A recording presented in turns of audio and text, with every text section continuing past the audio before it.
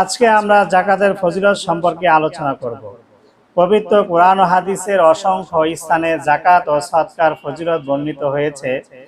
মূলত কোরআন ও হাদিসের অনেক স্থানে সদকা শব্দের মাধ্যমে যাকাতকে উদ্দেশ্য করা হয়েছে।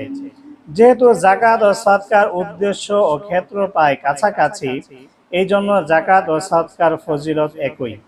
নিম্নে আমরা যাকাত ও সদকার ফজিলত সম্পর্কে পবিত্র কোরআনের কিছু আয়াত ও হাদিস উল্লেখ করছি।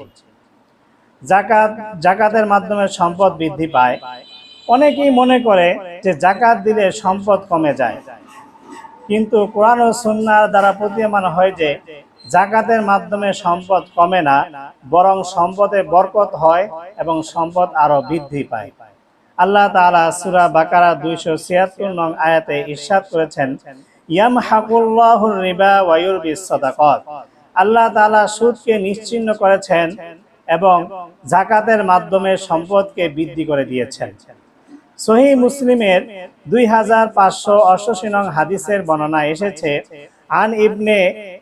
আন আবি হুরায়রা রাদিয়াল্লাহু আনহু قال রাসূলুল্লাহ সাল্লাল্লাহু আলাইহি সাল্লাম, মা নাকাসা সাদাকাতুন মিন মালিন ওয়া মা যাদাল্লাহু আবাদান বিআফিন ইল্লা ইজ্জান ওয়া মা তাওয়াদা আহাদুন লিল্লাহি ইল্লা রাফাআহুল্লাহ। হযরত আবু হুরায়রা রাদিয়াল্লাহু তাআলা আনহু থেকে বর্ণিত, রাসূল সাল্লাল্লাহু আলাইহি সাল্লাম ইরশাদ করেছেন, যাকাতের মাধ্যমে সম্পদ কমে না, বরং যাকাতের মাধ্যমে সম্পদে বরকত হয়।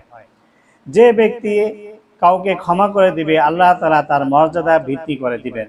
আর যে ব্যক্তি আল্লাহ তাআলাকে সন্তুষ্ট করার উদ্দেশ্যে বিনীত লাভ করবেন, আল্লাহ তাআলা তার মর্যাদা আরো সমুন্নত করে দিবেন।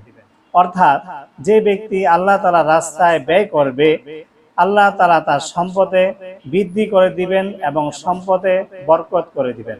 আল্লাহ রাব্বুল আলামিন আমাদেরকে যাকাত দেওয়ার তৌফিক দান করুন।